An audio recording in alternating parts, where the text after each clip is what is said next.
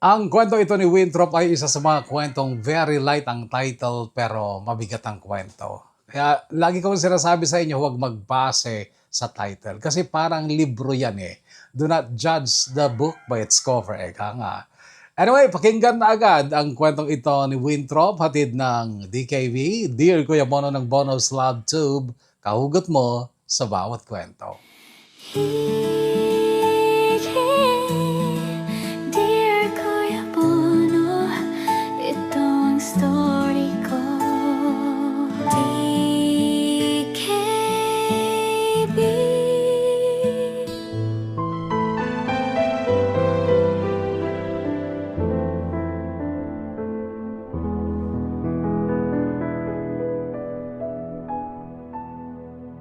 Dear Kuya Bono, magandang oras sa lahat. Ako si Winthrop. Trop na lang for short kasi I never win. Aray. Although may ilang tao ang tumawag sa akin ng Win, hinayaan ko lang sila pero mas gusto ko talaga ng Trop, so please call me Trop. And the other me is Potpot, my alter ego. By the way, today is July 16, Thursday, 7:58 ng gabi dito sa Qatar. Bukas, walang pasok kaya magpupuyat ako para matapos itong kwento ko bago mag-umaga bukas. At sana Kuya Bono mabasa mo agad. But to be very honest, isasend ko rin sa isa pang storytelling channel itong kwento ko. Paunahan na lang kayo pero sana ikaw ang mauna kasi mas ramdam ko ang pagbabasa mo ng kwento. At isa pa, pareho lang tayong taga Isabela dati. Kaming tatlong magkakapatid ay ginawa na mag-asawang Bisaya at Ilocano. Ilocana si Mama, Cebuano si Papa. Ang pamilya ni Mama ay nagmula sa Santiago, Isabela. Pero nag-iisa ang kapatid ni Mama, si Tito Dan, at sa bahay din ni Tito Dan nakatira si Lola Norma kasama ang asawa ni Tito Dan na si Tita Elvie at wala silang anak dahil may depresya daw si Tita Elvie. Sa Santiago din kami isinilang na magkakapatid pero nung 6 years old ako ay lumipat kami sa Maynila dahil nagkaroon ng magandang trabaho si Papa sa Northport sa Tondo. Umupa kami noon ng apartment sa Wagas Street at doon ako lumaki. First 3 years ko sa Maynila, natatandaan kong wala pa akong kaibigan dahil ayaw nilang makisalamuha ako sa mga batang Tondo. Nagkaroon lang ako ng mga kaibigan nung grade 3 na ako at sila ay pinili ni Mama. Naging kaibigan din kasi ni Mama at Papa ang mga magulang ni Mina at Carlo na mga kaibigan ko. Malungkot sa Isabela at nung nasa Maynila na kami at magbabakasyon sa Santiago, parang hindi rin kami nakabakasyon kasi ang lugar ni na Tito Dan ay sa Centro East Santiago. Doon, dikit-dikit din ang mga bahay. Hindi matataas gaya ng sa amin sa Tondo pero dikit-dikit din at konting lakad mo lang ay nasa palengke ka na. Matao din sa Santiago pero wala akong kakilala. Wala akong kaibigan kaya madalas ay si Potpot lang din ang kasama at kausap ko. Si Potpot ay ako din. Dati siyang Port. Siya ang aking alter ego or doppelganger. Nakalakhan ko ang kausapin ng sarili ko, Kuya Bono. Kwento ni na Mama noong bata pa daw ako ay naglalaro ako mag-isa pero nagsasalita ako at sinasagot ko rin ang sarili ko. Pina-check up nga daw ako dahil nag-aalala sila na baka timang ako. Pero naibsan daw ang pag-aalala nila nung sabihin ng psychiatrist na normal lang sa bata ang mag-self-talk bilang bahagi ng kanyang paglaki. Lalo na't wala nga akong nakakalaro nung bagong salta lang kami sa Maynila. Kasi nga, ayaw nila na makisalamuha ako sa mga bata doon. Baka daw mahawa ako ng kabalasubasan. Tuloy ay na-develop ko yung habit na kausapin ng sarili ko. Si Port. Binaliktad ko lang ang palayaw kong Trop kasi nga kadalasan ay magkabaliktad kami ng paniniwala. Si Port ang laging taga-correct ng mga mali kong ideas. hanggang sa yung port ay nagkapalayaw pa nga, pot-pot. Hindi po ako baliw ah. Hindi lahat ng tao may alter ego. Pero ilan sa mga sikat na celebrities na may mga sikat ding alter ego ay sina Eminem, si Slim Shady ang kanyang alter ego. Sasha Fierce naman ang pangalan ng alter ego ni Beyonce. Si David Bowie na sikat na rockstar ng 70s ay sumikat din ang kanyang alter ego na si Ziggy Stardust. Si Nicki Minaj naman ay si Roman Zolanski ang kanyang other self. Sa mga may aktibong alter ego dyan, pwede nyo rin pangalanan ng other self nyo at sa akin nga ay si Pot. Pot-pot.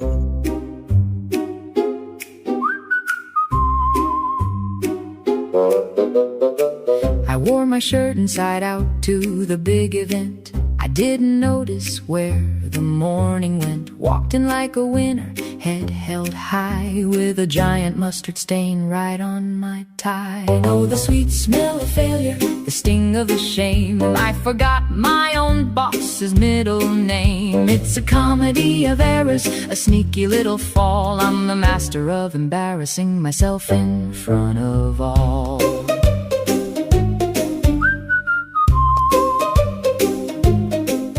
Si Papa naman Kuya Bono ay isinilang at lumaki sa bayan ng Prosperidad, Agusan del Sur. Habang lumalaki kaming magkakapatid ay madalas kaming magpunta ng Santiago, Isabela. Ako nga pala ang bunso at nag-iisang lalaki. Panganay namin si Ate Wilma at sumunod naman si Winwin na hanggang ngayon ay kaaway ko pa rin. Mas matanda sa akin si Winwin pero hindi ako nasanay tawagin siyang ate dahil since mga bata nga kami ay magkaaway na kami. She is just the most selfish person na nakilala ko. Madalas ding dumalaw noon sina Lola Norma, Tito Dan at Tita LV sa amin sa Tondo at sa totoo lang, walang gaanong pinag-iba ang Santiago at Tondo. Parang ang hindi probinsya ang Santiago at Tagalog din kasi ang mga tao. Samantala si Papa, 22 anyos daw siya nung magtungo ng Maynila. Nagkaasawa na at nagkaanak ng 3, nagkaapon na rin sa Japan ay hindi man lang umuwi ng Agusan del Sur sa Mindanao. At wala din ni isang kaanak si Papa ang nagpakita sa amin habang kami ay lumalaki. Noong grade 5 ako, na-curious kami ng mga kaibigan kong sina Mina at Carlo na tingnan sa mapa ang lugar ng mga magulang namin. Kami nga pala ay nag-aral ng elementarya sa Rosauro Almario Elementary School pero nung time namin, maliit at pangit pa ang school na yon. Ngayon lang panahon ni Mayor Isko at Pangulong BBM gumanda at lumaki ang Rosauro Almario. 10 palapag na siya ngayon at fully air-conditioned pa. At si Mina ay nagtuturo na ngayon sa school na yon. Matalik kong kaibigan si Mina at Carlo mula grade 3 hanggang ngayon. Si Mama ang pumili sa kanila na maging kaibigan ko noon. Kaibigan din kasi ni Mama at Papa ang parents ni Carlo at Mina. Teacher na si Mina ngayon, kami naman ni Carlo ay parehong OFW dito sa Qatar.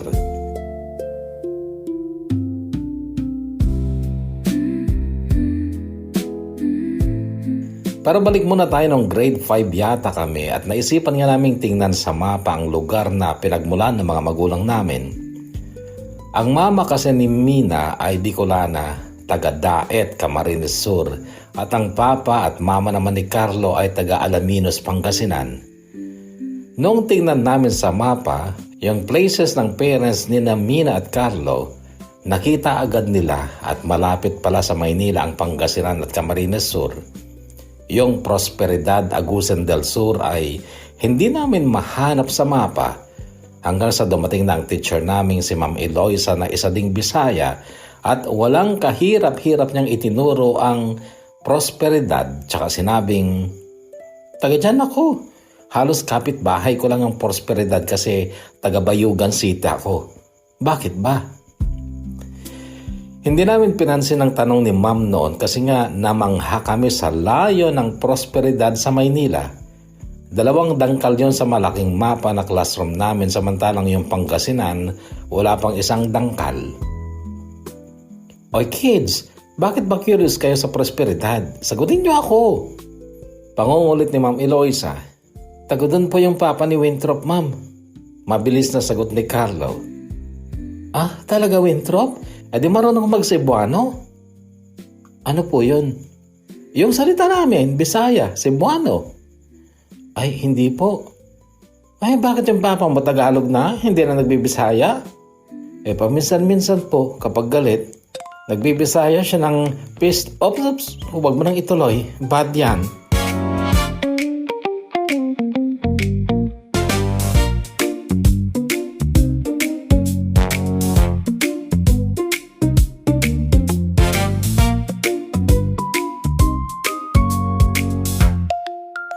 Mura o bad words lang ang Bisayang naririnig ko kay Papa noon sa halos 18 years na kasama ko siya sa bahay at narinig ko lang siya magsalita ng Bisaya sa pakikipag-usap nung 18 years old na ako that time na isama niya ako sa Agusan del Sur. May asawa na noon ang panganay kong kapatid na si Ate Wilma. Natupad niya ang pangarap niyang makapag-asawa ng ibang lahi. Hapon na mayaman pero may edad na that time ang napangasawa niya. Nag-alok si Ate Wilma sa amin na makapag-tour sa abroad.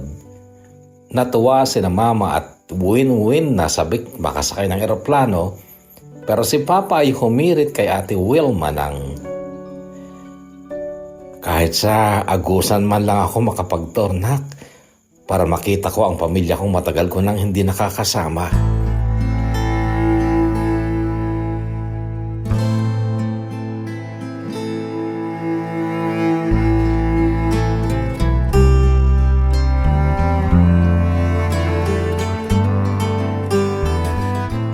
Natuloy pa rin naman kaming lahat na makasakay ng eroplano, kaya lang kami ni Papa ay sa Butuan City lamang nag-flight. Sina Mama at Winwin ang natuloy sa pagtutur sa Japan. Butuan City Airport ang pinakamalapit na airport sa Prosperidad, Agusan del Sur. Mula Butuan ay kulang 2 oras lang ang biyahe papuntang bayan ng Prosperidad, ang bayang sinilangan ng aking ama. Nadaan din namin ang Bayugan City at naalala ko tuloy ang elementary teacher kong si Ma'am Eloisa, ang pinaka-energetic kong teacher sa Rosauro noon. Makaraan ng mga kalahating oras ay narating at bumaba na kami sa bayan ng Prosperidad. Kita ko ang maluwang ng ngiti ni Papa habang iginagala ang paningin sa malawak na bayan. Ang laki ng pinagbago. Narinig kong sabi niya, kumpara sa Maynila, maliit lang ang Prosperidad ngunit hindi naman ito yung masasabing na pag-iwanan ng panahon dahil mayroon naman silang hypermart at napakaluwang at malinis nga ang bayan.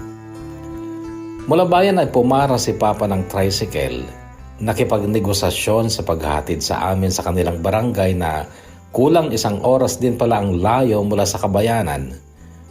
Sa tricycle ay sa likod ng driver ako pumesto. Mag-isa ni Papa sa loob ng tricycle pero katabi niya ang aming malalaking bag. Pinagsawa ko ang paningin ko sa malawak at halos puro berdeng tanawin. Ramdam ko ang unti-unting paahon na kalsada kaya naisip kong bundok ang barangay ni na Papa. Kung matagal kang tumira sa Maynila, lalo na sa Tondo, mapapansin mo ang napakalaking kaibahan. Sa halip ng mga bahay na dikit-dikit, doon sa kalsadang yun ay mga punong mayayabong ang nakatayo. Sa halip na ingay ng mga tao at mga sasakyan ang maririnig, huni ng mga ibon at mga kulisap ang maririnig mo. At yung hangin, kung sa Maynila sari-saring amoy ang dala ng hangin, doon presko, malamig. Hindi talaga malayong masambit mong tila nasa paraiso ka.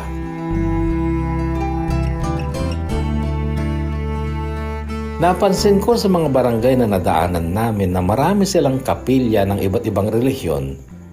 Naalala ko tuloy ang sabi ni Lola Norma, mas malapit daw sa Diyos sa mga taga-baryo.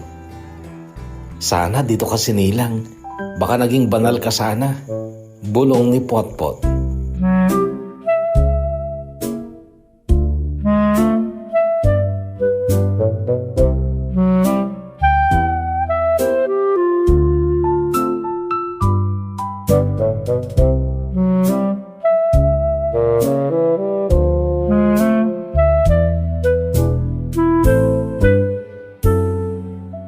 Pinara ni Papa ang tricycle sa isang kanto pero hindi pa doon ang bahay ng magulang niya. Sinadya niyang doon kami bumaba at maglakad pa kami upang makita niya at makita siya ng mga tao. Walang alis ang ngiti sa labi ni Papa. Ramdam na ramdam ko ang kaligayahan niya dahil makaraan ng 30 years sa wakas ay nakauwi na siya sa kanyang pinagmulan.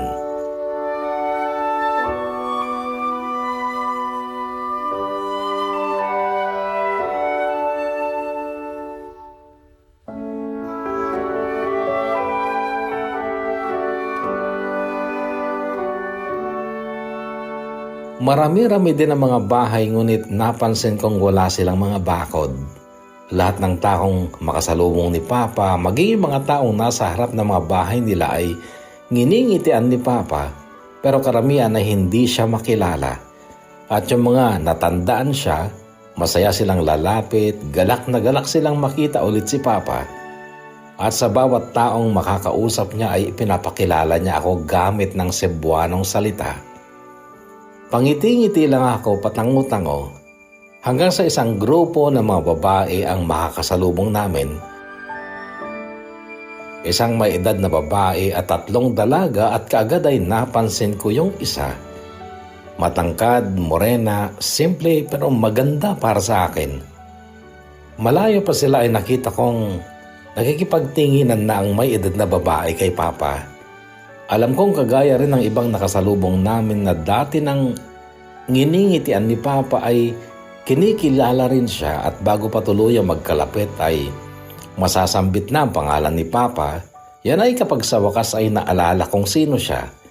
Then, ang masigla at masayang kamustahan. Ang babaeng may edad na yon ay tita ko pala, bunsong kapatid ng aking ama. Siya si Tita Elena. At ang 2 dalaga ay mga pinsan ko, sina Arnie at Ate Santa. At ang kasama nilang dalaga, yung kaagad nakabighani sa aking paningin, ay si Belle.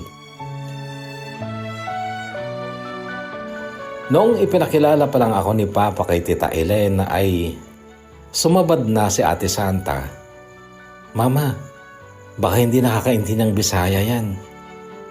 Kaagad akong napangiti dahil sa wakas ay may naintindihan akong salita. Isa pang dahilan, syempre, ng natural kong pagngiti ay yung idea na may mga pinsan pala ako. Tuloy ay napahello ako sa kanila. Hello mga pinsan, sabi ko sabay abot ng palad ko. Ngumiti rin sila at masayang tinanggap ang pagkikipag-alamano ko habang si Papa at Tita Elena ay nagkukwentuhan pa sa gilid ng kalsada. Kami lang nila Arnie ang pinsan mo. Itong si Belle, kaibigan namin. Bakasyonista din siya, galing din ng Luzon. Kwento na Ate Santa. Talaga? Taga saan ka, Belle? Feeling close kong tanong dahil ramdam kong hindi siya suplada. Maganda ang ngiti niya sa akin. Makabebe sa Pampanga. Sagot niya sa tanong ko. Kaagad bumulong ang bugok kong alter ego na si Potpot. Sana maging baby kita.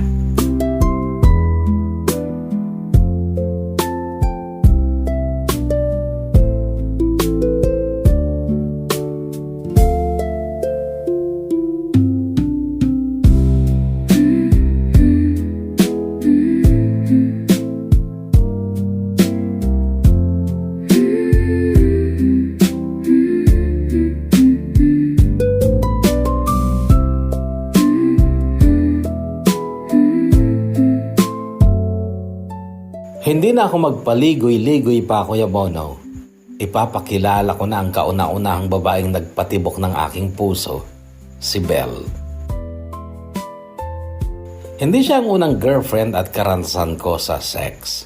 Sa Maynila, maraming babaeng pwede mong makalaro kahit wala kayong seryosong relasyon. Makakalaro mo sila kung gusto mo. Kaso ako, hindi nga masyadong malaya nung teenager ako kaya yung nakalaro ko lang noong second year ako ay girlfriend ko din at palihim lang kapag may nangyayari sa amin. Siya nga pala si Krista at mamaya ay magiging bahagi pa rin siya ng ending nitong aking kwento.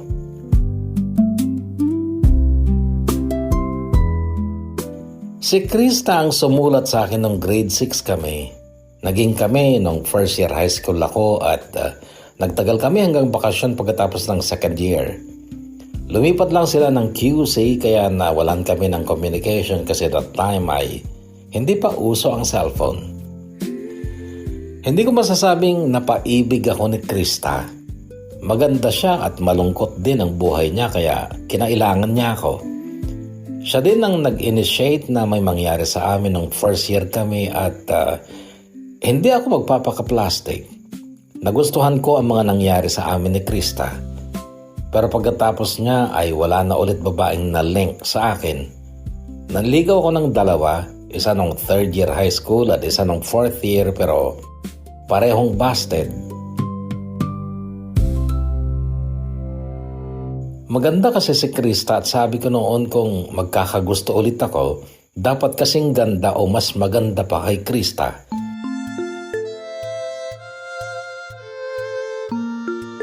Kaya lang yun nga, yung mga nagustuhan ko ay hindi naman ako ginusto. May mga nagkakagusto sa akin lalo na sa looban, sa tondo pero hindi ko sila pinapatos kasi sila yung mga klase ng tao na ayaw ni mama na maging parte ng buhay namin.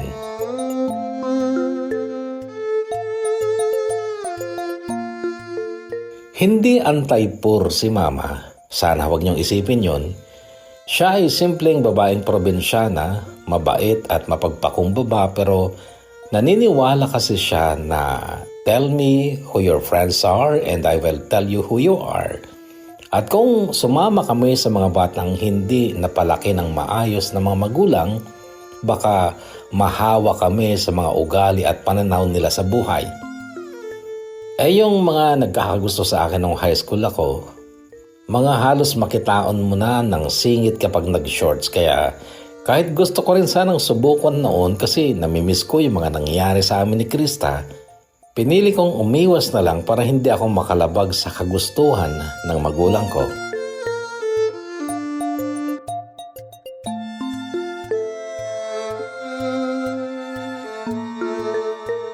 At nung 18 na nga ako, Kuya Bono, bakasyon pagkatapos ko ng second year college ko sa kursong Chemical Engineering sa TIP Manila, ay nag-alok bigla si Ate Wilma ng overseas tour.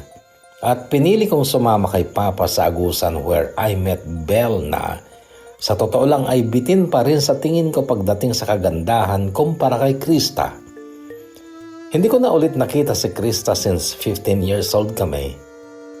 3 years na ang nakaraan since that day na makilala ko nga si Belle at naniniwala ako na mas lalo pang gumanda si Krista.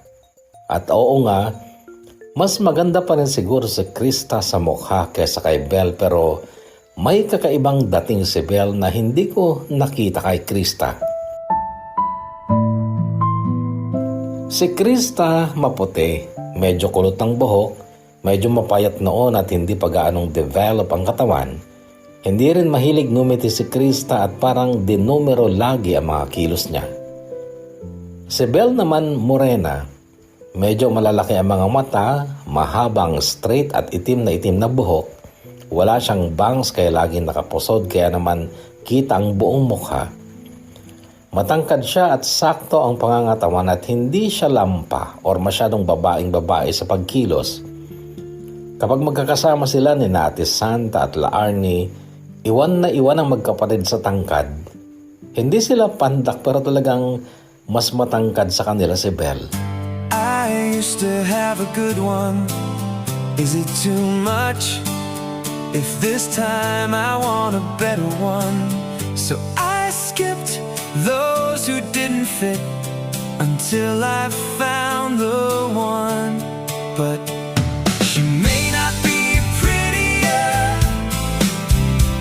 she may not be hottier, but there are so much about her that are beyond compare. Kami ni Papa ay nakituloy sa bahay ni na Lolo at Lola at kapitbahay lang nila si Tita Elena at yung kwartong ibinigay sa amin ni Papa ay may malaking bintana na nakaharap sa balkonahe ng bahay ni Tita Elena.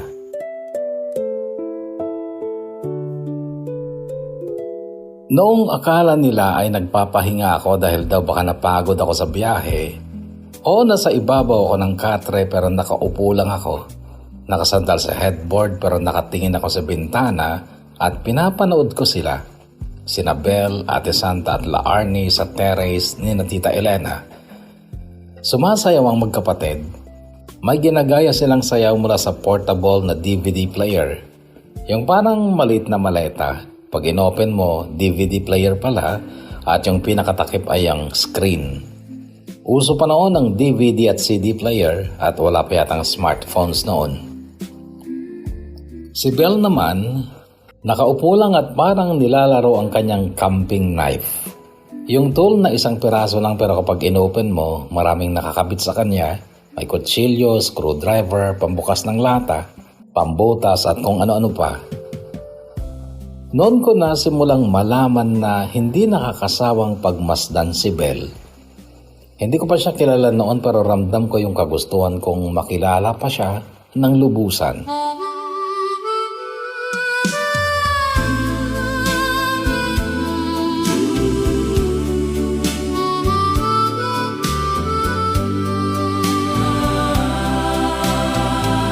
Tinadhanang magtabi,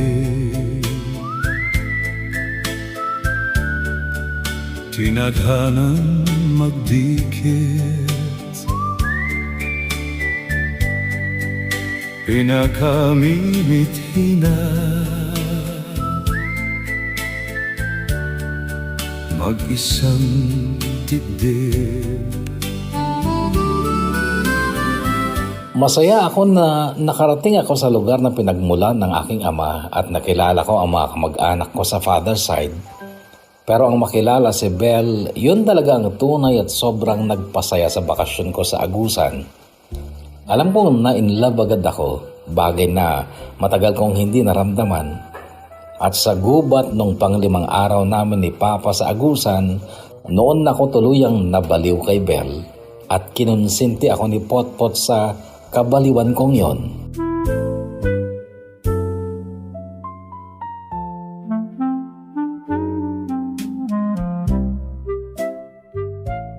Nakilala ko din sina Myra, Jong, Benny at Kuya Atlas. Malaking tao si Kuya Atlas, maskulado. Siya daw ang Hercules ng barangay. Sila ay mga kaibigan at pinsan din ni na Ate Santa sa father side. Masaya silang kasama kahit na hindi ko sila naiintindihan sa mga kwentuhan nila at isang araw nga ay napagkasunduan ang picnic sa Busay. Dati hindi ko pa alam kung ano yung Busay. Inisip ko na lang noon na siguro lugar yun sa bundok na pwedeng pagpiknikan. Kaya lang nung sumapit ang araw na yon na 5 araw namin doon ay naaksidente sa motor si Kuya Atlas at naospital. Hindi naman grabe ang pagka-aksidente sa kanya. Nabalian lang daw ng daliri sa paa at may mga gasgas kaya hindi natuloy ang picnic. Bagay na sobrang ikinalungkot ni Belle pero nagdesisyon siyang mag-hiking ng nag-iisa. Pinigilan siya ni Ate Santa. Delikado yun, Belle. Kami nga na taga rito, hindi kami nagpupunta doon kapag hindi namin kasama si Kuya Atlas eh. Tapos ikaw, mag-isa kang pupunta. Ang sagot naman ni Belle, 2 days na lang natitira sa bakasyon ko. At alam niya naman kung bakit gustong gusto ko dito, dahil sa nature. Tapos hindi pala ako makakapunta. Hindi ako papayag. Alam niyo kung gaano ko kagustong gawin to kaya hayaan niyo na lang ako. Kaya ko naman ang sarili ko. E di magpasama ka na lang kay Winthrop. Biglang sabad nila Arnie at yon ay kaagad kong inginiti. Tama, sagot ko. Kasi 5 days na rin ako dito pero wala pang adventure. Samahan na lang kita, Belle. Masaya ang ngiting ipinakita ni Belle at noon na lumukso-lukso ang puso ko sa tuwa at ang tirada ni Potpot. Nasa-sense ko ang maitim mong balak, boy. Mag-ingat ka ha, baka mapahamak ka.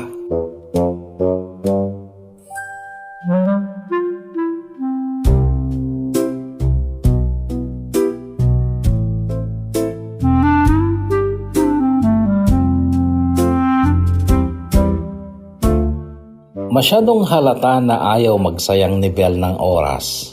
Nung maglakad na kami papuntang Vega Falls, yun yung Busay. Ang Busay pala ay waterfalls.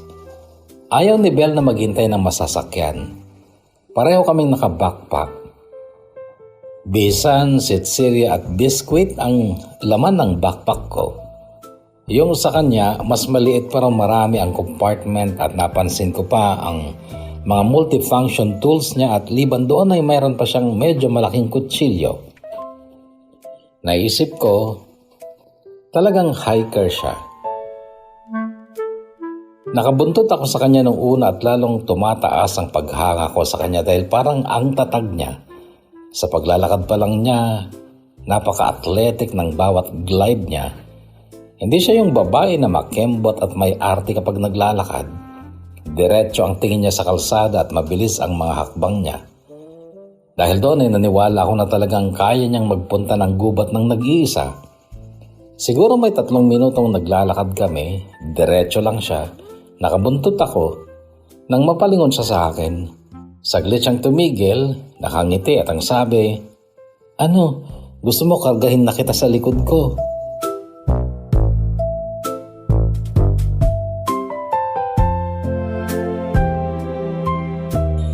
Hanggang sa may humintong pick-up at inalok kaming sumakay sa likod nito. Pick-up yon ng isang farm sa karatig na barangay. Marami kasing farm doon. Yung pag-akyat ni Belle sa likod ng pick-up, napakabilis. At nung nasa taas na siya, ay matik siyang humarap sa akin at inabot ang kamay niya para tulungan akong umakyat. Pero syempre hindi ko tinanggap ang palad niya dahil kahit papano, may kayabangan naman ako. Bakit ako magpapaalalay sa babae sa pag-akyat lang sa likod ng pick-up? Bugok, nahiya ka pa. Chance mo nang mahawakan ulit ang palad niya, tanga. Bulong ni Potpot. At ilang minuto lang, ibinaba na kami sa tabi ng kalsada. Naunang tumalon si Belle at diretso sa isang gazebo na siyang parang reception center ng mga pupunta sa falls. Doon magbabayad ng entrance fee. Nakipag-usap si Belle sa isang binata. Maya-maya pa'y sinenyasan niya ako na sumunod sa binata patungo sa motor nito. Pinauna ako ni Belle na umangkas, subali nasa gitna ako. Dikit na dikit ako sa driver para magkasya kami. Si Belle ay nasa likod ko, siya ang nasa dulo. "Tanga, tinanggal mo sana yung backpack mo." Tila bulong ni Potpot. Tinanggal ko ang backpack ko para hindi mahirapan si Belle sa likod ko. Pero nagulat ako nung kunin sa akin ni Belle ang backpack ko at napalapit siya sa likod ko. Nadama ko tuloy ang pagkakadikit ng dibdib niya sa likod ko, bagay na nagdulot sa akin ng kakaibang kuryenteng gumising kay Manoy. Kaya lang napalingon sa akin ng driver ng motor. Naramdaman yata niya ang pagtigas ni Junjun na nakatutok kasi sa puwit niya.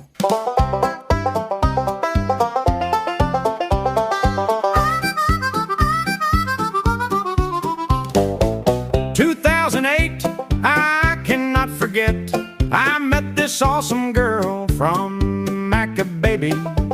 Her name is Belle. She belly nice, and I love her belly much.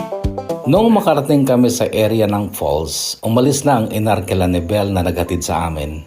Pababa ang daan, hagdan-hagdan at haltang sanay si Belle doon. Kay bilis niyang maglakad, nakita ko pa nilalagpasan ng paa niya ang ilang steps at nung makalayo na siya, "Magkita na lang tayo sa taas, sa pangatlong busay." Sigaw niya tsaka pa niya binilisan ng pagtakbo. Pataas pababa ang daan. First time ko yun kaya't hindi ko kabisado. 3 falls pala yun. Unang falls ay may maluwang na plunge pool. May mga konkretong cottages na magkakatabi. Yung mga hagdan ay mayroon ding bakal at konkretong guide rails. Walang tao sa unang falls. Hindi ko na makita sa Belle. Pataas ulit ang hagdan at may makakasalubong akong lalaking may edad na. Tingin ko staff siya ng Vega. "May nakasalubong pa kayong babae?" Tanong ko. "Oo, tumatakbo. Kasama mo ba? Malayo na. Baka nakarating na sa pangatlong falls. Nakangiting sagot ng lalaki na hula ko ay hindi Bisaya dahil wala siyang accent sa pagtatagalog. Medyo binalisan ko na rin ang lakad ko. Halos hindi ko na pinansin na pangalawang falls dahil may bakod. Halatang bawal puntahan. Pakyat na naman at hingal na ako. Habol-habol ko na ang hininga ko nung matanaw ko na ang falls number 3 na talaga namang napakaganda. At para siyang kambal na falls kasi magkabila ang babaan ng tubig. Walang katao-tao. Wala din si Belle, hindi ko siya makita. Pero namataan ko ang backpack at damit niya sa ibabaw ng bato sa tubigan. Dumiretso ako doon, ginala ko ang paningin ko sa paligid, sa itaas at sa tubig o sa plunge pool. Hindi ko makita si Belle. Naghubad na rin ako. Short lang ang itinara ko dahil nakita ko ang hinubad na pantalon at t-shirt ni Belle sa ibabaw ng bato. Naisip ko baka nakapanty at bra lang siya. Noong makapaghubad na ako ay bigla na lang umahon si Belle mula sa tubig at namangha ako sa ganda ng kanyang katawan. Pantay talaga ang pagkamorena ng balat niya mula mukha hanggang paa. Good luck sa'yo bro. Sana maka-score ka.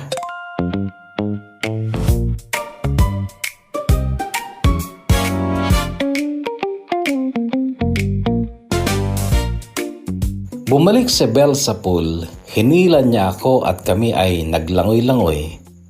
Masyadong halata na masayang-masaya siya.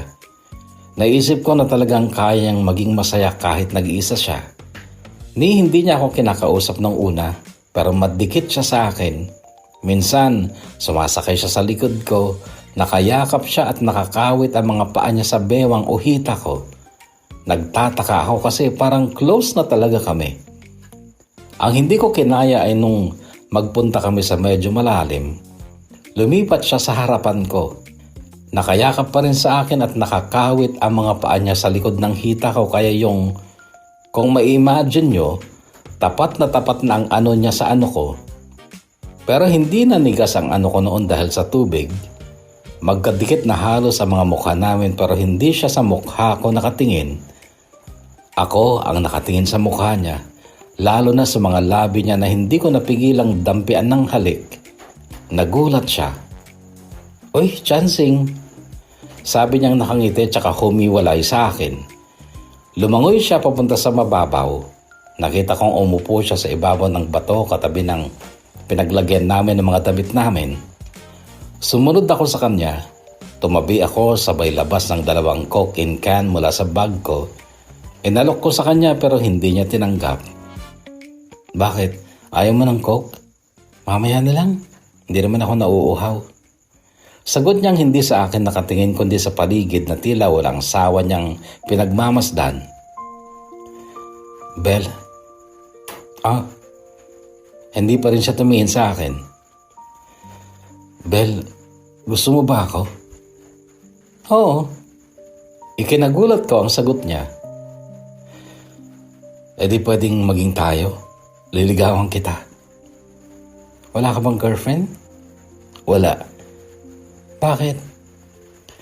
Minsan pala ako nagka-girlfriend. Nung 15 pa lang ako tapos hindi na nasundan. Talaga? Di ba taga Maynila ka? Maraming chicks doon.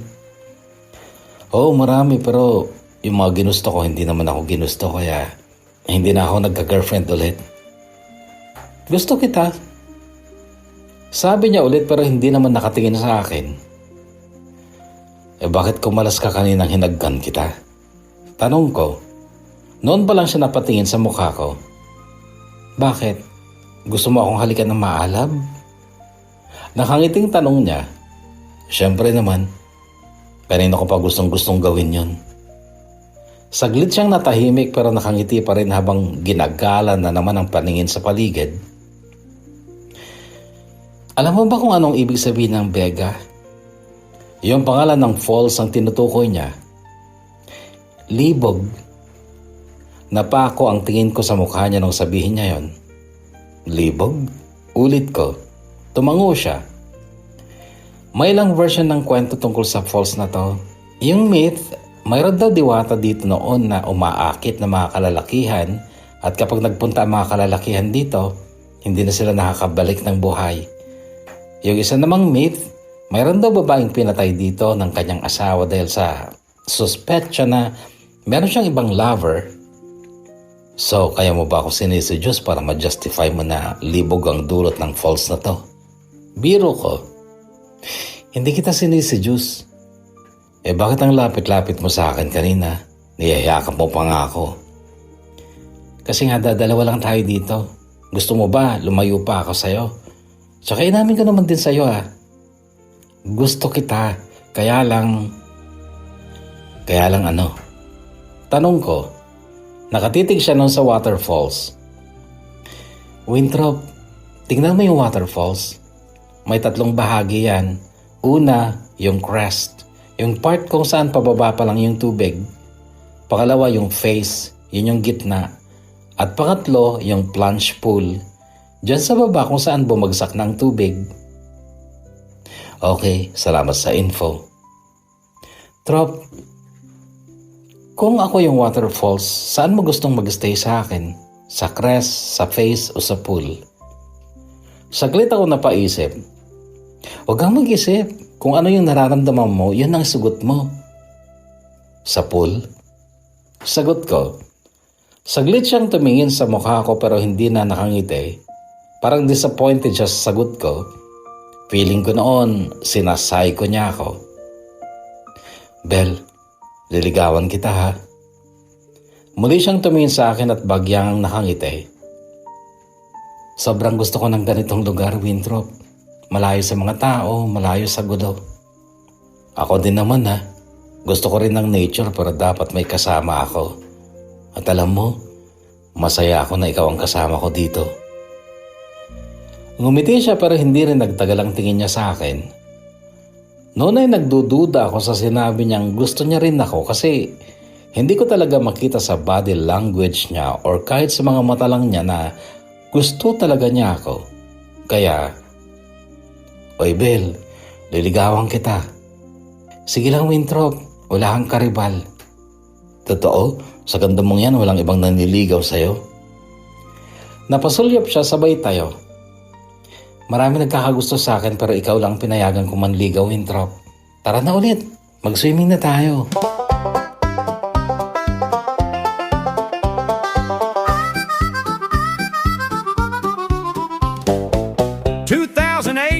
I cannot forget I met this awesome girl from Macabebe. Her name is Belle. She belly nice, and I love her belly much.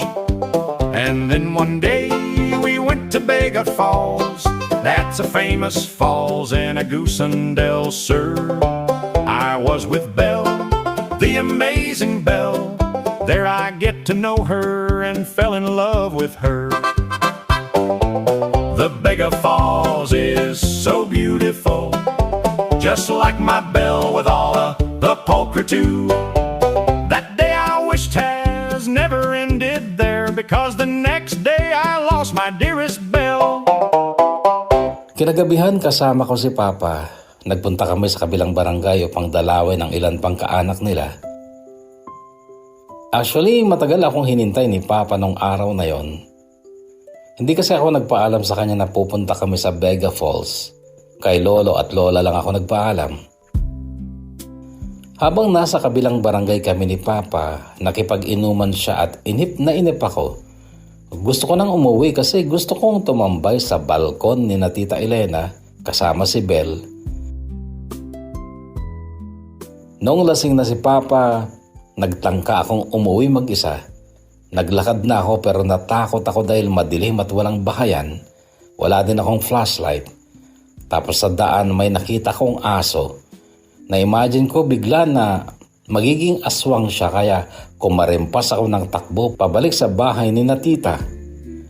Nakangiti si Tita Luding nung makita niya akong bumabalik. Kinawayan niya ako kaya ako lumapit sa kanya. Nakahanda na ang tulugan mo. Nakita kitang umalis kanina pero alam kong babalik ka at mabuti na lang bumalik ka dahil kung hindi, baka hindi ka na makakabalik sa Maynila. Natulog na lang ako noon, though natatandaan kong natulog akong may takot dahil sa likod ng bahay ni na Tita Luding ay makapal na kakahuyan, tapos salamin ang bintana at iniiwasan kong mapatingin doon dahil ini-imagine ko na may nakatingin sa akin. 18 lang ako noon kaya duwag pa. Nagpapaniwala pa ako noon sa mga kwentong kababalaghan. Kinabukasan, inihatid kami ni Tito sa Mabuhay, barangay ni na Lola, at biglang sumilay ang ngiti sa labi ko nung makita ko si Bel, bagong paligo. Naka-t-shirt siya ng yellow at jogging pants na black. Diretso naman ako sa banyo, naligo at nagmadaling magbihis para makatambay na sa balkonahe ni na Tita Elena. Pero papalapit pa lang ako ay bumaba ng balkon si Bel at sinalubong ako.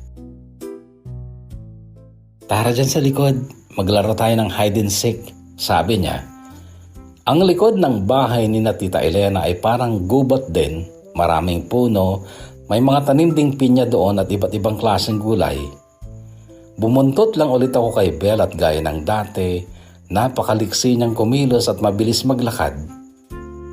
Ikaw ang taya ha, sabi niyang habang naglalakad pa lang kami. Sige, pero kapag nahanap kita, anong premyo ko? Kiss.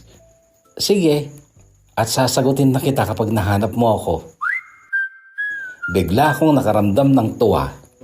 Promise mo yan ha, sabi ko pa. Tumigil siya sa tabi ng puno ng balete. Medyo nakakatakot ang itsura ng punong yun pero doon niya ako dinikit bago siya lumayo para magtago. Bumikit ka habang nagbibilang ka. Sigaw pa niya. Alam kong mahihirapan akong hanapin siya dahil sa dami ng pagtataguan doon pero sabi ko kahit abutin kami na maghapon basta magkasama, okay lang sa akin. Kasi ano na nga yung premyo? Sasagutin na niya ako. Meron pa bang mas okay kesa doon ay wala akong ibang gusto noon kundi ang maging kami na. So para akong batang kumanta pa ng tagu-taguan pero binago ko ang lyrics kasi umaga yon at wala namang buwan. Ginandahan ko pa nga ang pagkanta kasi sa totoo lang, kaya kong kumanta. Tagu-taguan sa kagubatan, pagbilang ko ng 3, ikaw na'y magtago. 1, 2. Ang tahimik ng gubat, may ilang mga manok na alaga ng mga taga-baryo na nanginginain doon. Maliban sa mga manok, wala na akong nakikitang pwedeng lumikha ng ingay kaya ako naman ay dahan-dahang humahakbang papalapit sa mga punong matataba o makakapal na tanim. Inabot na ako ng ilang minuto, hindi ko makita si Bel hanggang sa may narinig ako sa itaas ng puno. Napangiti kaagad ako bago tumingila pero ibon lang pala. Noon ay nagsalita na ako, sumigaw. Bel! Suko na ako, lumabas ka na. Walang Bel na lumabas. Hanggang naisipan kong maglakad paggawi doon. Baka talagang gusto niya ng extra challenge pero nakalabas na ako ng kakahuyan, tumana na, taniman ng gulay at noon ay may mga nag-aararo. Nagtanong pa ako, nakangiti yung isang matanda sa akin dahil kilala niya ako. Ipinakilala pa nga niya ako sa kasama niya. Sinabi nitong anak ako ni Wilfredo. Tinanong ko sa kanila kung nakita nila si Bel. Si Wonder Bel. Nakatawang sagot ng matanda. Bakit mo hinanap dito? Wala po, sige po. Paalam ko.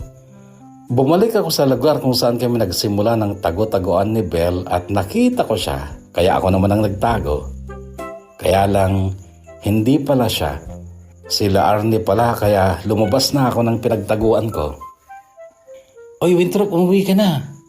Teka, hindi ko pa nahanap si Bel eh. Lintik naman magtago yun. Ay sus, Ginoo Winthrop. Yung Bel na hinahanap mo, umalis na. Ha? Umuwi na sa tita niya sa bayan pero 10:00. Aalis na rin sila papuntang Butuan. Ano? Paano nangyari yan? Nag-hide and seek nga kami dito. Ay naku Winthrop. Hindi mo alam kung gaano kalakas ang saltik ng babaeng yon. O eto, iniwan niya sa'yo. Sabi nila Arne sabay abot ng kapirasong papel. Binasa ko. Kung totoong mahal mo ako, Hahanapin mo ako. Ihintayin kita. Good luck. Tagu-taguan sa kagubatan, pagbilang ko ng 3, ikaw na'y magtago. 1, 2, 3. Kahit saan pa magtago, mahahanap ka ng puso ko. Dahil ang pag-ibig ko mas malawak sa mundo. Harangan man ng dyablo, iligaw ng mga engkanto, determinado ako mahanap ka, giliw ko. Hahanapin ka ng pag-ibig ko, hahanapin ka maging saan mang mundo. At pag natagpuan ka, di na bibitawan pa, di na bibitawan pa.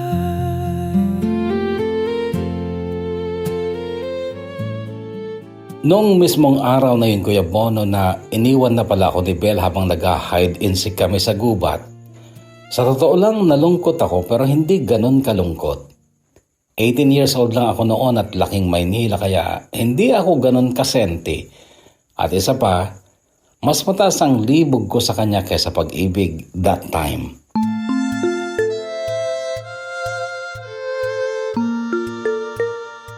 So after ng 2 linggo namin ni Papa sa Agusan del Sur, bumalik na rin kami sa Maynila at balik sa dati kong buhay.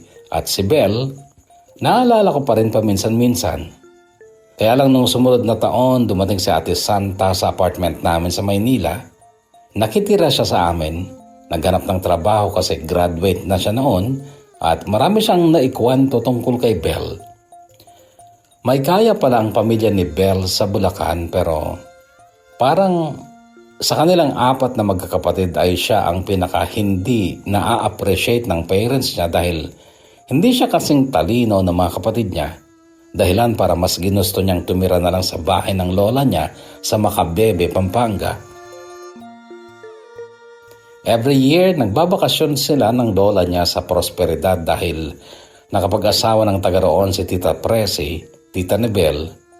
Si Tita Presi ay bunsong anak ng lola ni Belle.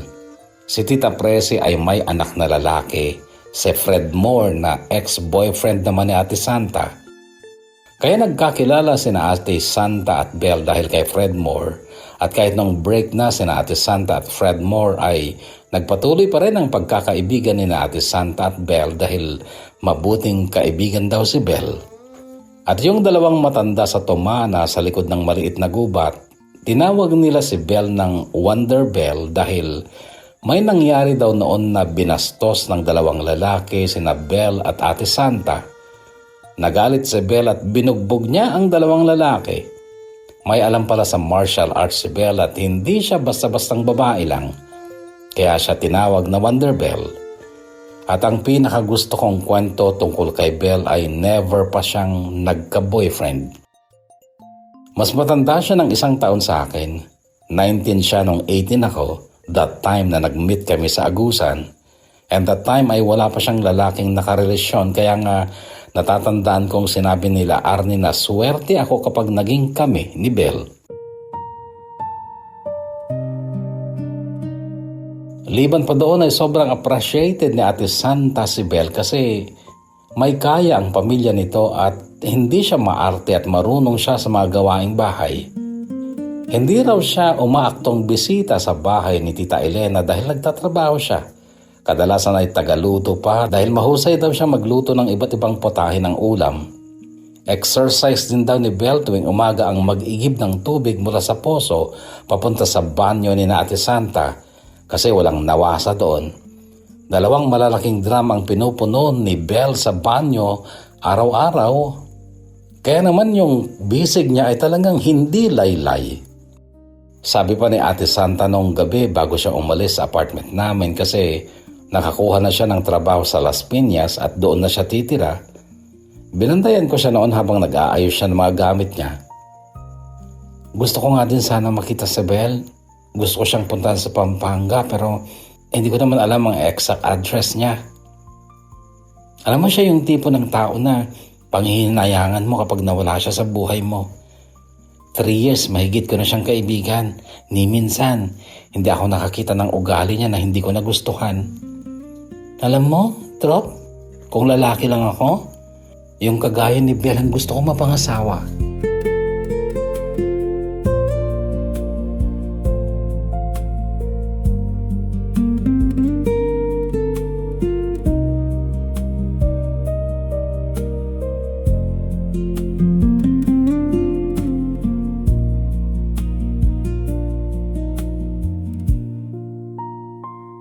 Mula noon, Kuya Bono, ay nagkaroon ng halaga sa puso ko si Belle at sinabi ko sa sarili ko na hahanapin ko siya.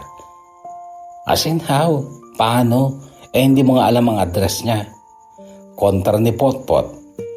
Pero dumaan ang mga araw, taong 2013 ay graduate na ako at pasado na rin sa board exam at nagtatrabaho na sa isang chemical laboratory sa Pasay. Noon ay pauso pa lang ang Facebook.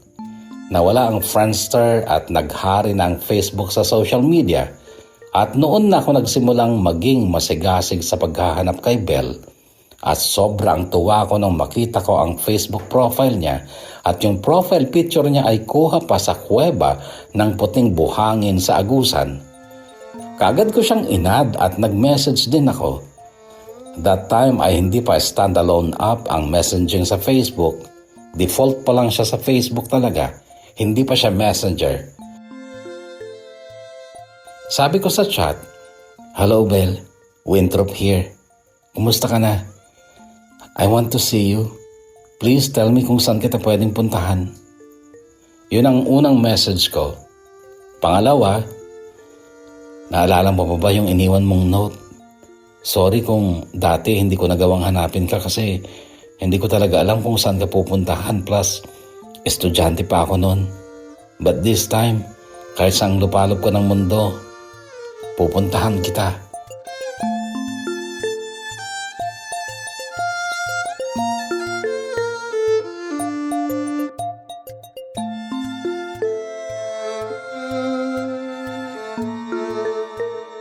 Wala akong natanggap na reply mula kay Belle at nung tingnan kong mabuti ang Facebook niya, iisa lang pala ang picture at hindi naman updated.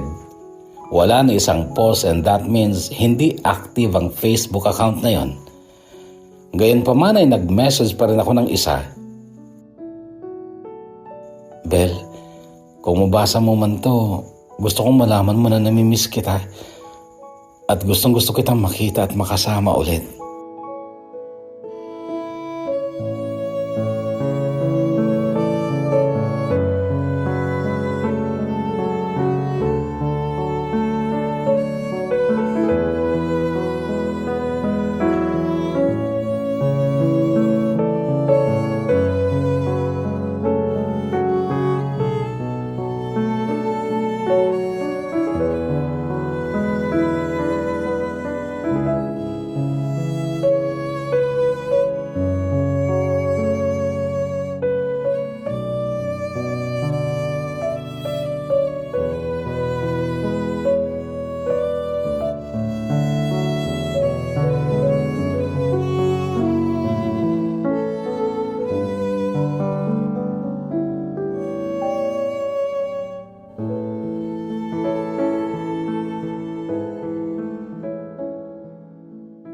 To be honest, after nung bakasyon namin ni Papa sa Agusan noong 2008, pagbalik ko ng Manila, balik school ay nagka-girlfriend ako. Si Sheila na bagong classmate ko pero hindi kami nagtagal.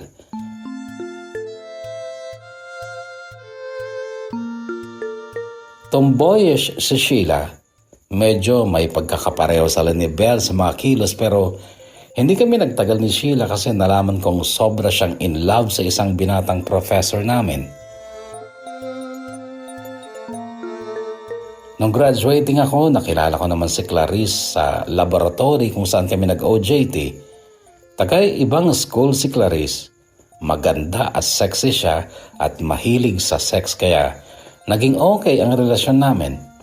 Problema lang, ayaw niya ng seryosong relasyon at inamin pa niya sa akin nung mag-away kami na liban sa akin ay may nakakasex siyang iba na mas higit daw ang mga katangian kaysa sa akin.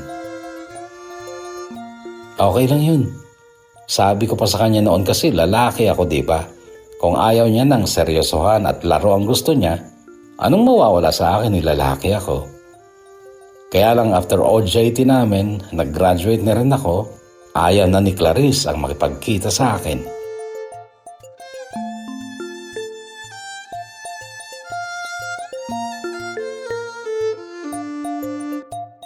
Silang dalawa, sina Sheila at Clarice ay mga buhay na halimbawa ng mga babaeng hindi kagaya ni Belle. Hindi ako yung lalaking sobrang okay ang kalidad pero sino bang hindi mag-aasam ng isang kagaya ni Belle? Ang masakit, Kuya Bono, habang tumatanda ako, lalo akong nasasabik na magkaroon ng seryosong relasyon sa isang babaeng sana ay kagaya ni Belle. Habang tumatanda ako, lalo akong nag-aasam na makita ulit si Belle. Kahit saan pa magtago, mahahanap ka ng puso ko. Dahil ang pag-ibig ko mas malawak sa mundo. Harangan man ng diablo, iligaw ng mga engkanto, determinado ako mahanap ka, giliw ko, hahanapin ka ng pag-ibig. Taong 2017, nalipat na ako sa Makati at bahagi na ako ng executive arm ng kumpanya at the age of 27. Office works na ako, may sariling office. And after a year, nag-file ako ng leave para magbakasyon sa Prosperidad, Agusan del Sur nang nag-iisa kasi ayaw nang sumama ni Papa. That time ay sa Makati na rin kami nakatira ni na Mama at Papa. Nakabili kami ng 3-bedroom condo sa tulong ni Ate Wilma at napakalapit lang ng condo sa pinagtatrabahuan ko. Nilalakad ko lang, 127 steps lang mula sa harap ng kondo hanggang sa hagdanan ng building ng Sun Pharma sa 5th Avenue kung saan ako nagtrabaho. Sina lolo at lola na lang noon ang nakatira sa Prosperidad dahil sina Tita Elena at Tito Kadyo ay lumipat na sa Davao City kung saan nakapag-asawa naman sila Arnie. Si Ate Santa naman ay nagstay na for good sa Las Piñas. Doon na rin siya nakapag-asawa at kinuha pa niya ang bunso nilang kapatid na si Aris. 3 beses akong nagpabalik-balik sa Vega Falls, Kuya Bono. 3 beses. Umaasa, nagdadasal na sana makita ko doon si Belle. Lumuha pa nga ako, umiyak habang nakatingin sa langit. Sabi ko, Diyos ko, sana naman dalhin mo dito si Belle. Hanggang sa nagpasya akong kunin na lang kay Ate Santa ang address ni Tita Presi sa poblasyon ng Prosperidad. Nagpunta ako at nakausap ko mismo si Tita Presi. Paglabas ko ng bahay nila after ng pag-uusap namin, hindi ko napigilan ng mga luha ko sa pag-agos dahil sa narinig kong kwento ni Tita Presi tungkol kay Belle.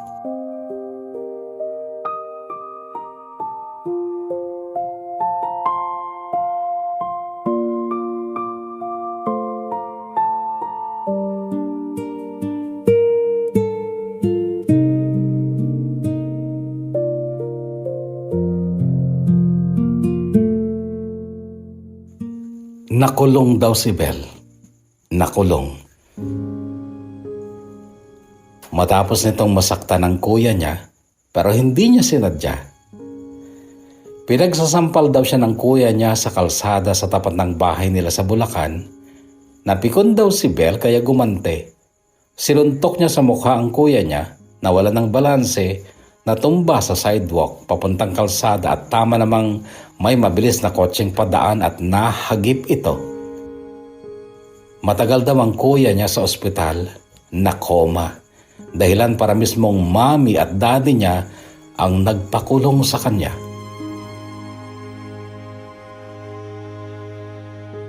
Kaya daw nagpunta ng Bulacan si Belle noon para kunin ang mga gamit niya nung elementary siya.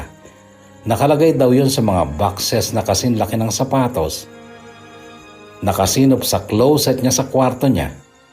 Yung kwarto daw kasi niya sa bahay ng parents niya ay pinatirhan sa kapatid ng asawa ng kuya niya. Inilabas daw lahat ng gamit niya. Yun pa lang daw ay sinintir na ni Belle. Nagalit na siya kasi kwarto niya yon tapos pinagamit sa hipag ng kuya niya at inilabas pa lahat ng gamit niya. Para daw siyang biglang napalayas o na-squatter. Marami daw siyang memorabilias nung elementary siya at iyon ang pinuntahan niya.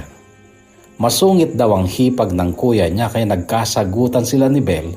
Nalaman ng kuya niya ang sagutang yon kaya kinumpronta si Belle ng kuya niya at humantong nga sa sampalan at suntukan.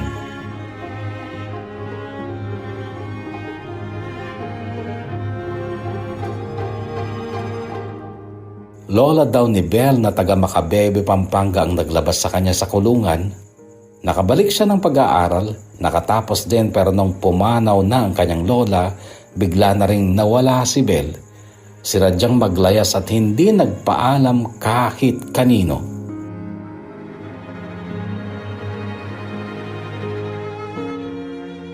Yung bunsong anak ni Tita Presi sobrang ka-close ni Belle at madalas daw nitong mapanaginipan si Belle na nasa masamang sitwasyon. Lumuluha din si Tita Presi habang nagkukwento tungkol kay Belle. Naiiyak na ako noon pa lang pero pinipigil ko dahil nahihiya akong mapaluha sa harap ni Tita Presi. Kaya lang nung makalabas na ako ng gate nila, noon na umagos sa mga luha ko. Bakit ganun? Ang lupit naman ng mundo. Bakit ganun? Sinusubok pa rin ako. Mas lalo akong naging porsigido na mahanap si Belle. Hindi ako nagsawa sa pag-iisip ng paraan kung paano ko siya mahanap. I use all sorts of social media platforms to locate her pero ang natagpuan ko ay si Krista.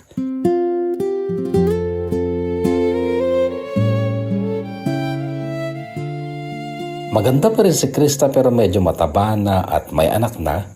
Single mom siya and yes, nagkaroon ulit kami ng communication. Nandyan lang siya sa Caloocan City at hindi masyadong okay ang buhay niya kasi hindi siya nakatapos ng pag-aaral. Nagchat-chat kami sometimes pero nothing too personal. At ang focus ko talaga ay mahanap si Belle. Sa totoo lang mahirap pero natuto akong magmakaawa sa Diyos para tulungan ako. At hindi ako binigo ng Diyos dahil February 20, 2019, isang hapon na pauwi ako galing ng trabaho, naglalakad lang ako sa 5th Avenue, Makati nung matigilan ako dahil parang nakita ko ang isang pamilyar na mukha ng babae. Napahinto ako sa paglalakad at pagtalikod ko, nasa harap ko na si Belle na halatang hindi rin makapaniwalang ako ang nasa harap niya. Winthrop, usal niya. Noon pa lang Kuya Bono ay gusto ko na siyang iyakapin. Kaya lang nahihiya ako dahil nasa public place kami. Hinawakan ko ang mukha ko bahagyang pinisil-pisil. Totoo yan, boss. Hindi yan panaginip. Tila narinig kong bulong ni Potpot. Belle, ikaw nga. Ngumiti siya. Ang laki ng pinagbago niya pero yung ganda ng mukha niya, yung ganda ng kutis morena niya, naroon pa rin. Kaya lang may lungkot sa mga mata niya.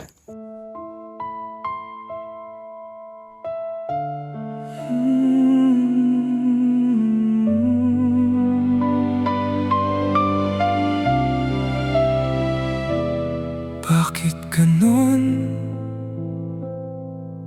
Ang lupit naman ng mundo. Hindi ako pumayag na hindi ko siya maisama sa kondo at maipakilala sa parents ko. Nagustuhan ko ang salitang lumabas sa bibig ng mama ko. Sa wakas, nak, may naipakilala ka na ring babae sa akin at sana ito lang magiging manugang ko.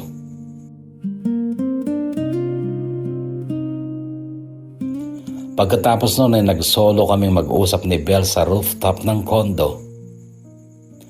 Belle, 11 years na mula nung iniwan mo ako habang hinahanap kita sa gubat. Hindi pa rin nagbabago ang damdamin ko para sa iyo, Belle. Sabihin mo sa akin, pwede na bang maging tayo? Hindi mo ako nahanap, Winthrop. Hinahanap kita. Siguro kung nagpunta ka sa Agusan, nasabi na sa'yo ni Tita Presi. Oo, nagpunta na ako at sinabi niya. Kaya nga ako naglalakad-lakad dito kasi sinabi rin niya na dito ka nakatira at nagtatrabaho. But still, hindi mo ako nahanap. Nagmakaawa ko sa Diyos na tulungan niya akong makita ka. Ako din, Winthrop, pero huwag ka nang umasa na magiging masaya ang muli nating pagkikita kasi baka hindi na ako ang gusto mong makasama. Hindi nagbago ang damdamin ko, Belle. Ikaw at ikaw lang ang gusto ko. May diferensya ako. Hindi ako magbubuntis. Hindi kita mabibigyan ng anak. Kakagaling ko lang dyan sa St. Luke's for another test kasi baka nagkamali lang yung clinic ko sa Russia. Russia? Yes, doon ako nagtatrabaho bilang arborist and nagkaroon ako ng karelasyon for 2 years pero hindi kami nagkaanak kaya nagpatingin kami. Siya okay naman. Ako ang may diferensya. Hiniwalayan niya ako for that. Last year lang at last month umuwi ako dito. Diretso ako kay Tita Presi na nag-iisang kamag-anak akong mahal ako. And last week pa ako nandito sa Manila and I decided na magpatingin din sa St. Luke's. Kanina, tinawagan na ako para sa result ng lab test ko and nandito sa bag ko. Gusto mong makita? Hindi talaga ako makakapagdala ng baby sa sinapupunan ko, Winthrop. Sabi niya kasabay ng pagpatak ng luha at pagkilos ng kamay niya upang buksan ang bag niya at siguro ipapakita niya sa akin ang lab test result pero hinawakan ko ang kamay niya. Huwag na, Belle. Huwag mo nang ipakita. Tumunog ang cellphone niya, may tawag at nakita ko ang pangalan ni Ate Santa sa screen ng phone niya. Sagutin ko lang ha. Ngayon lang din kami magkikita ni Ate Santa eh. Sabi niya, bahagya siyang lumayo sa akin. Ako ay tulala. Hindi ko alam kung anong sasabihin ko kay Belle. Matapos ang ilang taon kong pag-aasam na makita siya, bigla ay nagkaroon ako ng pagdadalawang isip kong siya pa rin talaga ang gusto kong makasama at maging asawa.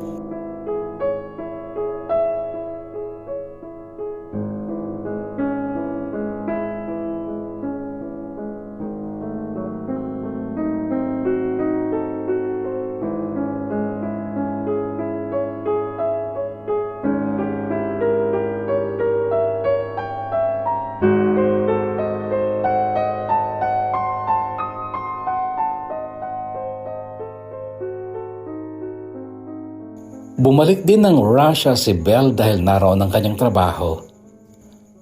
Makaraan ng pandemic, taong 2022, napunta naman ako dito sa Qatar at hanggang ngayon ay nandito pa rin ako. Nagpatuloy ang relasyon namin ni Belle pero wala kaming label. Parang kami lang kasi we talk regularly, mahal namin ang isa't isa pero wala kaming commitment. Hanggang sa noong nakaraang linggo, July 12, 2026 to be exact, alas 8 ng gabi dito sa Qatar, alas 12 ng hating gabi sa Siberia, Russia, magka-video call kami ni Belle and suddenly sabi niya, mamaya lang trop, 37 years old na ako. Napaigdad ako kasi nakalimutan kong July 13 ang birthday niya. Ay, sorry, nakalimutan ko. Anyway, happy birthday, my love.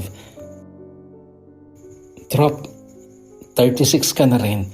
Mag-asawa ka na. Mag-asawa ka na ng iba. Hayaan mo na ako. maging best friends na lang tayo. Ano ka sinuswerte?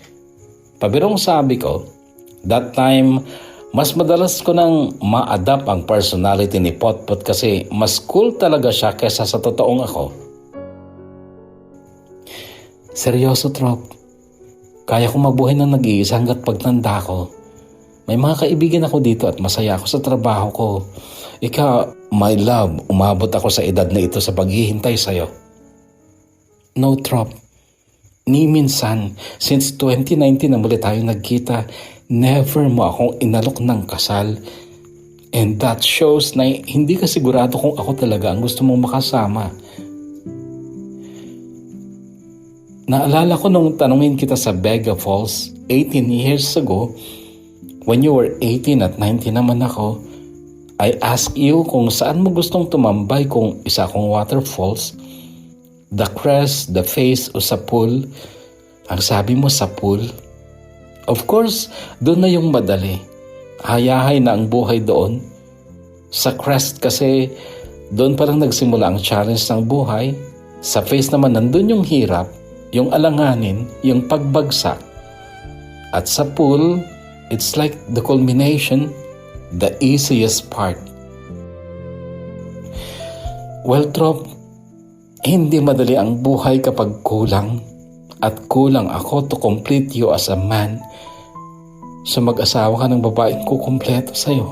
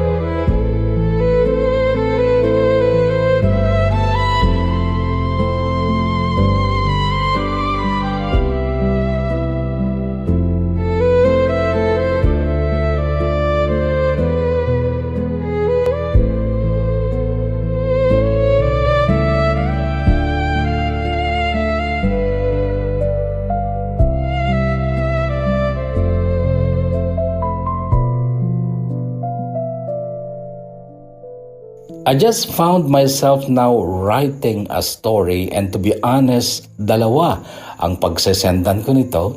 Kung sino na lang sa inyo ang maunang makabasa, pero please, I need your thoughts, pieces of advice kung pwede. Aminado ako na hindi ako naging excited sa kasal. That is why I never asked Belle to marry me yet. I'm 36 but I don't really feel that old yet para magpakasal. Pero with all honesty, wala akong ibang babaeng mahal kundi si Belle. But yes then, naiisip ko rin na magiging malungkot ang buhay namin kung wala kaming baby.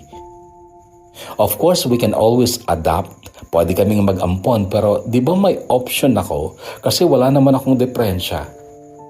Problema lang, kung mag-aasawa ako ng iba, magiging maligaya din kaya ako kahit na bigyan pa ako ng 1 dosenang anak kung yung babaeng mahal ko, tinalikuran ko.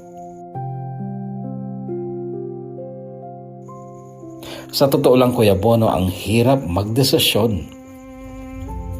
Oo, nakapag-aral ako, hindi man ako ganun katalino, pero college graduate ako, professional ako, pero pagdating sa bagay na ito, nabobobo ako. Si Mama, okay lang sa kanya na si Belle ang mapangasawa ko, pero si Papa, ayaw niya. Nung isang araw, nasa office ako, bigla na lang akong nalungkot at hindi ko napigilan ng mapaluha kasi nahihirapan akong magpasya. Kaya sana matulungan niyo po ako. Babasahin ko lahat ng pieces of advice ninyo. Maraming salamat in advance.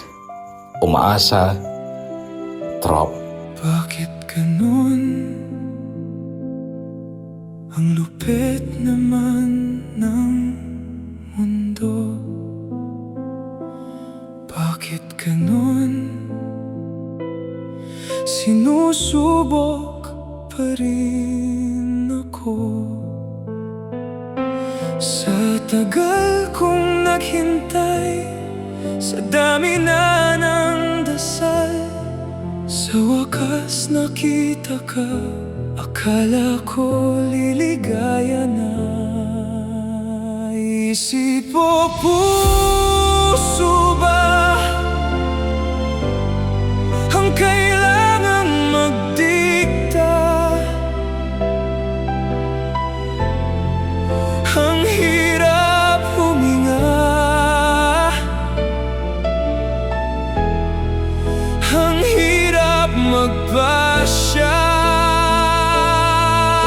At yung pangarap ko,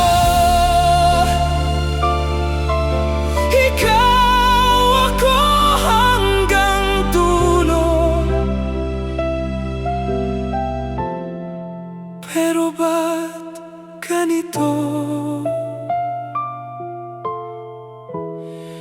Lord, please ituro mo.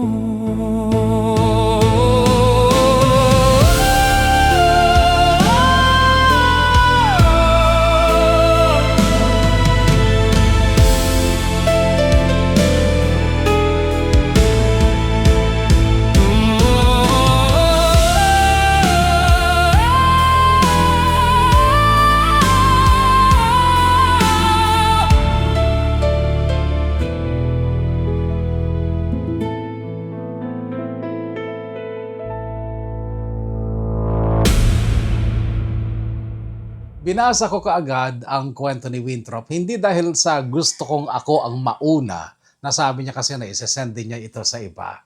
Binasa ko kaagad dahil nandito kayo, nandito ang mga kagaya ni Sherwin Ablao at maraming iba pa na magaling magbigay ng pagpapayo.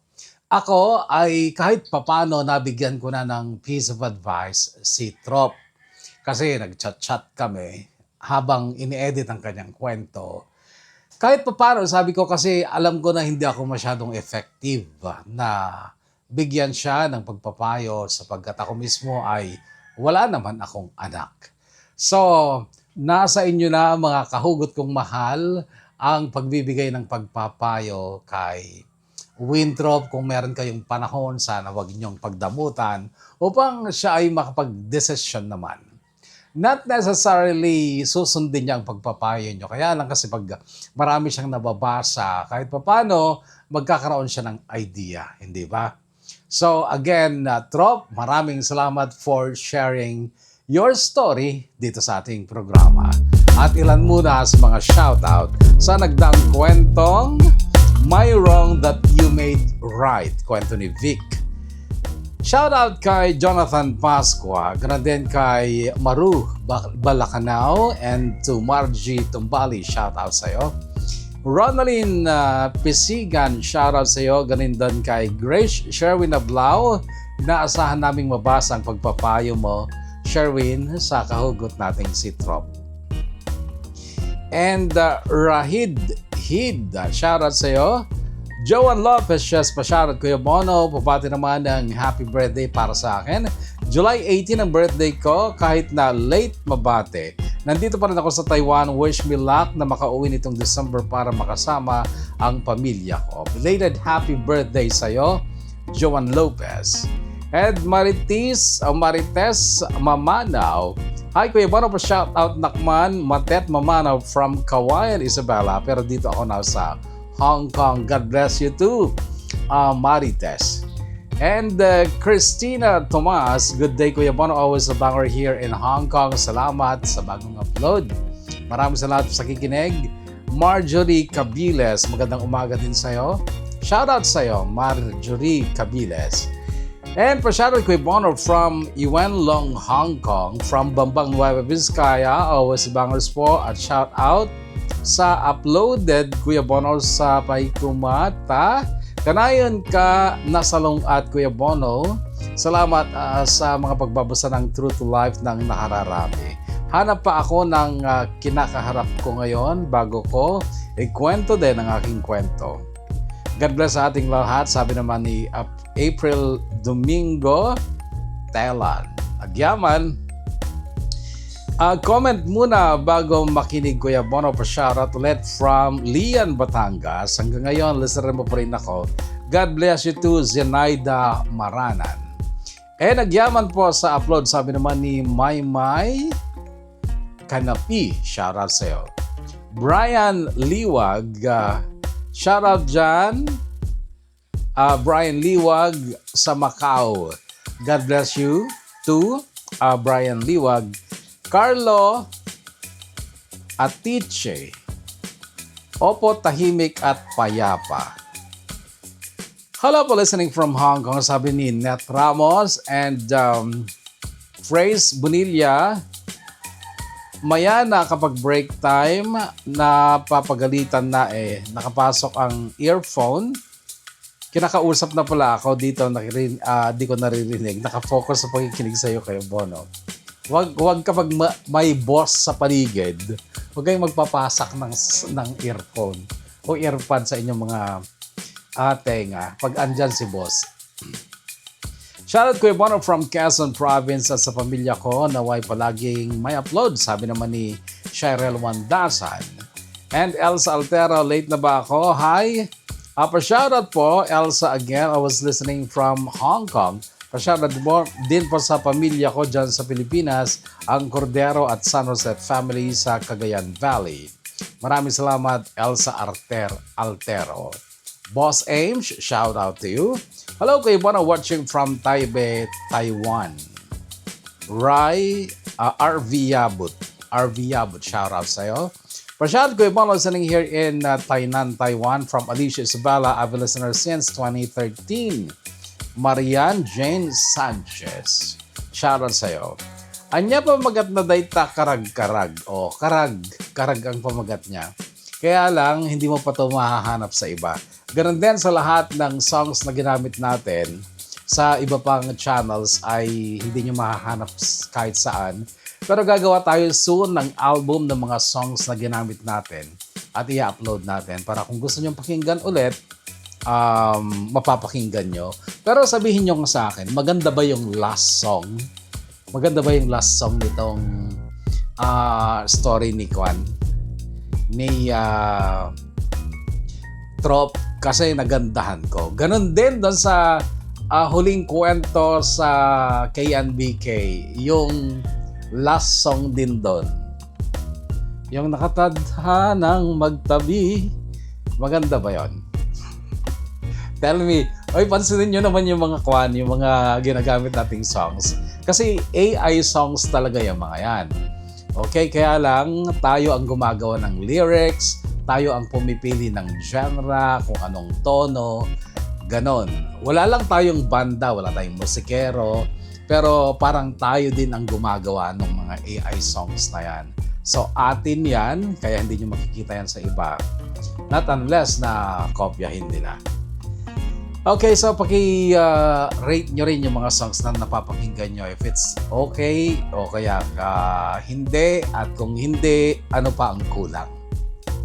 Alright, mula naman kay JC Claveria, o J. Claveria, meron na naman papakinggan. Thank you, Kuya Bono. Pa-shoutout po, it's me, Jen. And pasigaw pa rin kay Vincent L. And Carel City, shoutout to you. Nino Aguada, pa-shoutout po, Boss Idol from Tuguegarao City. Shoutout sa'yo, Nino Aguada. And Linsky, 1611, listening from Hong Kong. Listening here in Muscat, Oman from Balawan, La Union. Sabi naman ni Heiza May. And shoutout po, sabi naman ni Chiva Cristina Pagaduan. Shoutout to you. Pa-shoutout Kuya Bono, tanong lang po, may part 2 na ba si Tina, yung old na kwento? Di ba hanggang part 3 na yata si Tina? Correct me if I'm wrong. Listening from Seychelles, sabi naman ni Brenil Pedro, shoutout sa iyo. It's me listening again habang tulog pa ang mga amo dahil bakasyon na from school. Listening here in Hong Kong, sabi naman ni Regina Tumangkil. And may bagong papakinggan habang naglilinis. Shout out Kuya Bono, God bless you always. From Bautista Joan B. Listening here in Hong Kong, Pashat, Kuya Bono. Thank you po. Sabi ng Victoria Oberaha. And good afternoon, Kuya Bono. Diyan kami sa may De Borja, Kuya Bono. Nagpa-check up ang mga bata. Nung mga bata pa kami hanggang ngayon. Clinic pa rin po dyan ang De Borja. Salamat po, bagong upload. God bless you always. Listening from Taguig City. Hindi natuloy ako makarelate dito sa sinasabi nito. Siguro, a part of the story, yeah, pasensya na, ganun ako kabilis makalimot pagdating sa mga kwento. Kasi halo-halo na sa utak ko yung mga yan. Shoutout, Kuya Bono, sabi ni Aurelia Eugenio, happy ending, Vic. Thank you for sharing your story. Top fun here all the way from Hong Kong. Sabi naman ni Emma Cardenas, yes, I know. Maraming salamat, Emma. Good day, Kuya Bono. Thank you po sa bagong upload. I was listening here in Cyprus. God bless you too, Maricel Butakan. And Gorgonia Nicolas says, yon, may bago na nang papakinggan. Hello, Kuya Bono. I've been listening mo po ako since first year high school pa ako until now that I'm already 36. Keep up reading for us. Maraming salamat, Gorgonia. Well, I will do that. Pasyari, Kuya Bono, sa misis ko, Jessie Beth Mesa, sabi naman ni Norman Hawson. Hello, Ate Vic, ang swerte mo po sa lakay mo kasi sinagip ka niya in the middle of difficulty. Alagaan mo siya, ate, at sa kasalanan mo naman, magsisi ka naman, ate, andun na yon. Tsaka sana humingi ka din ng tawad sa nanay mo kasi in the first place, ikaw po yung nagkasala. Anyway, God bless you and your family. Ay, okay. Alam ko na. Natatandaan ko na yung kwento. Alright, so yan na muna. Comment na kasi tungkol sa kwento itong mga nababasa ko. Dapat shout out lang, okay? So again, kahugot na Trop, Wintrop, maraming salamat for sharing your story. And please, sana basahin mo lahat ng mga pieces of advice sa comment section. Maraming salamat muli mga kahugot. Stay safe, stay healthy, and may God bless us all. Salamat, Kuya Bono, at sa lahat ng listener mo. TKP, my story is safe with you.